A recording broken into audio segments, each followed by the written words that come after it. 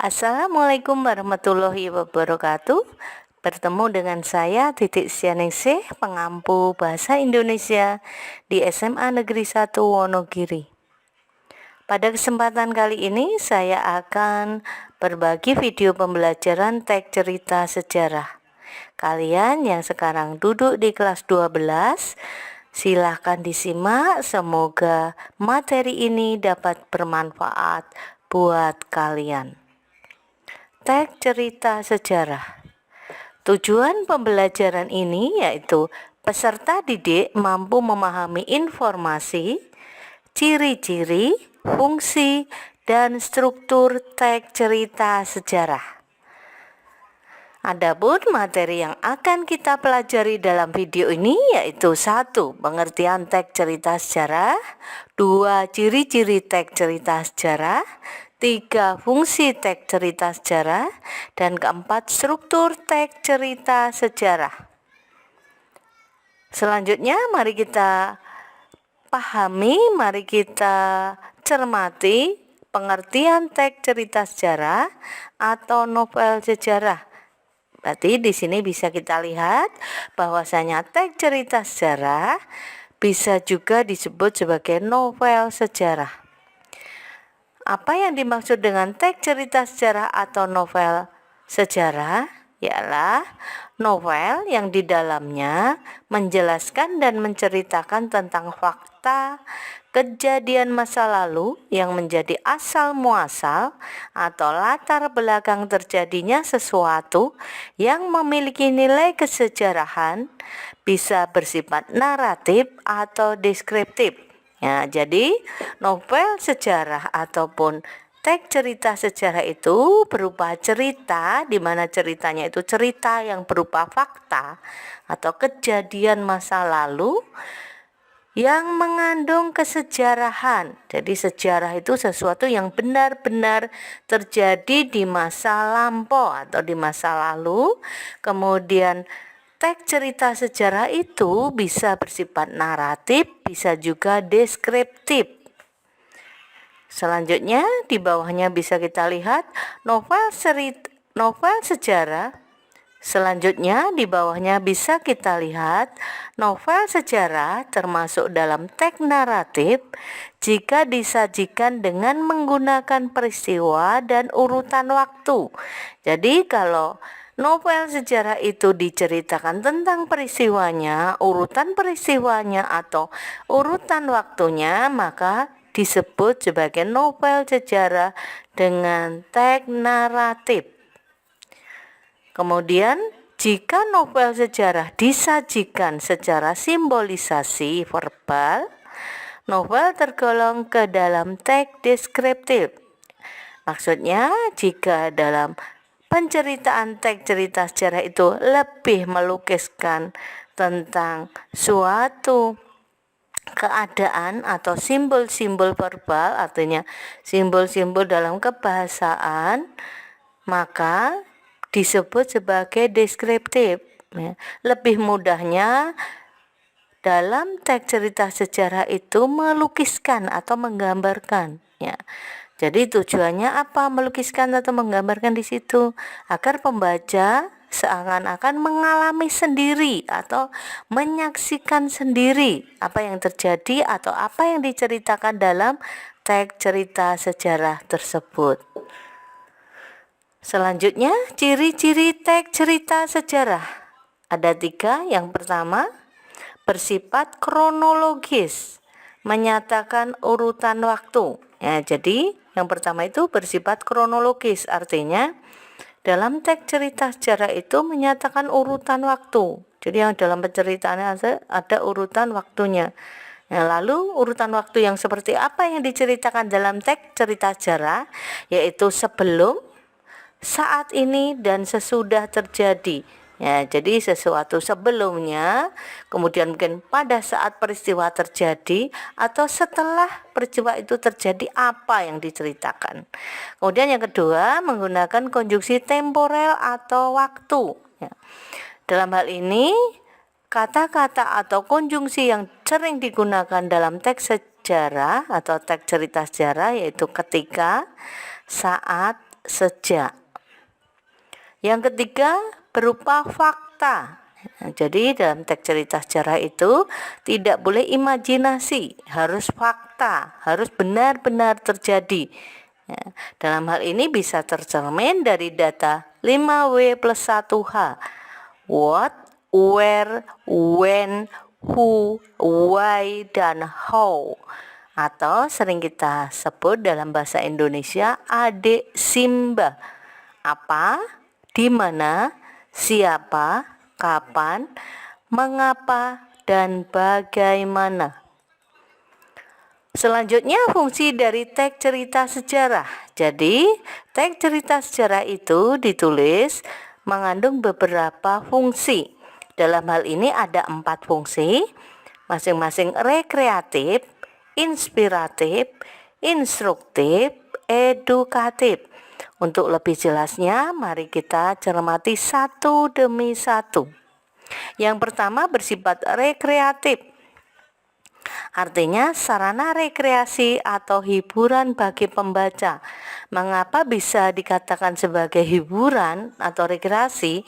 Karena dengan membaca teks cerita sejarah itu bisa jadi itu sebagai hiburan kita. Jadi kita misalnya merasa penat atau merasa jenuh, kita bisa mencari bacaan berupa teks cerita sejarah sambil mengingat-ingat apa yang terjadi di masa lampau. Yang kedua inspiratif, dari kata inspirasi. Teks cerita sejarah ini bisa menumbuhkan ide-ide kreatif bagi pembaca dengan cara menyimpulkan amanat atau pesan cerita. Jadi dengan adanya teks cerita sejarah, maka seorang pembaca akan muncul suatu kreativitasnya. Bahwasanya dengan kejadian itu kira-kira amanat apa ya yang kita bisa simpulkan, atau pesan apa ya yang tersirat di dalam cerita itu. Nah, itu salah satu ide-ide kreatif yang bisa dimunculkan pembaca setelah membaca teks cerita sejarah. Kemudian yang ketiga instruktif, menjadi alat bantu merekonstruksi sejarah dengan sudut pandang yang berbeda. Jadi dengan adanya cerita itu seorang pembaca bisa membuat suatu cerita sejarah dengan sudut pandang yang berbeda. Jadi mungkin dengan cerita yang sama tapi di sini sudut pandangnya berbeda. Kemudian yang keempat edukatif, dari kata edukasi, memberi pelajaran kehidupan bagi manusia dengan mengambil teladan perilaku tokoh. Jadi di sini dengan membaca teks cerita sejarah, kita pastinya bisa menyimpulkan tokoh-tokoh yang ada di dalam itu karakternya seperti apa. Kemudian kalau menghadapi masalah itu mencari jalan keluarnya dengan cara bagaimana. Itu merupakan suatu edukasi dengan cara bagaimana? Dengan cara meneladani bagaimana tokoh-tokoh itu bisa keluar dari masalahnya. Tokoh-tokoh itu bagaimana mengatasi masalah dengan baik.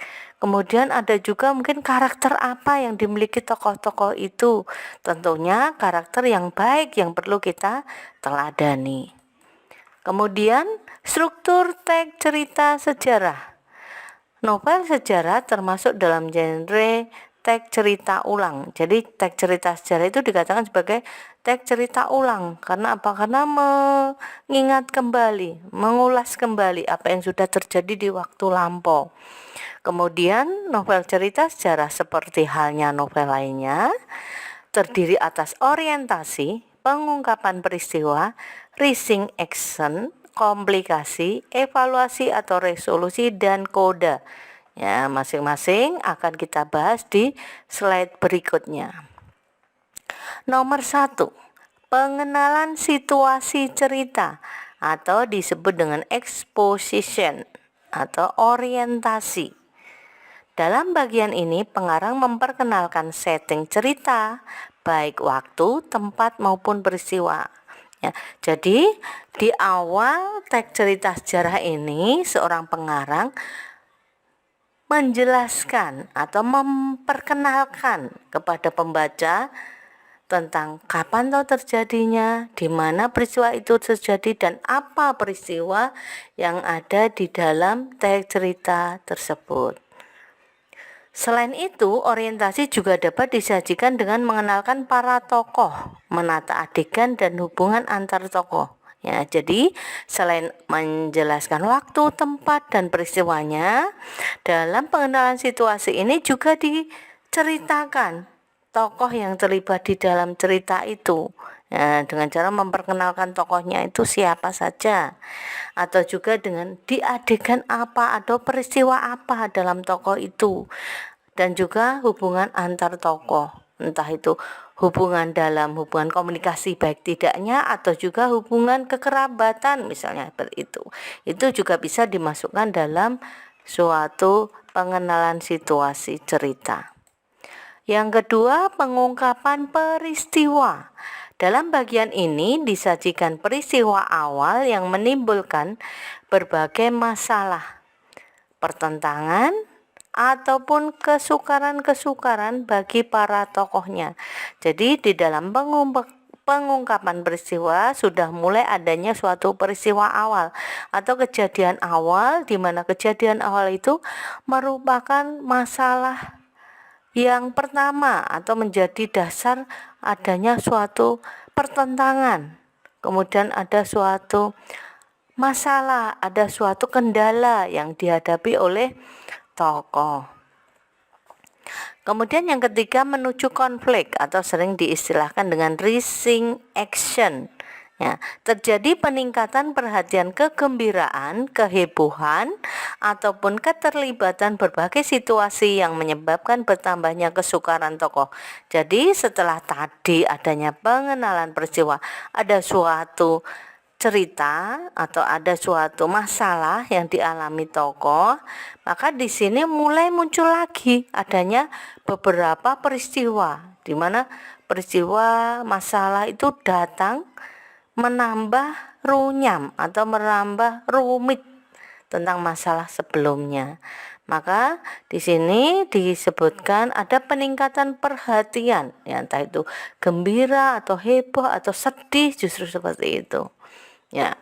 Yang keempat, puncak konflik atau disebut turning point, komplikasi.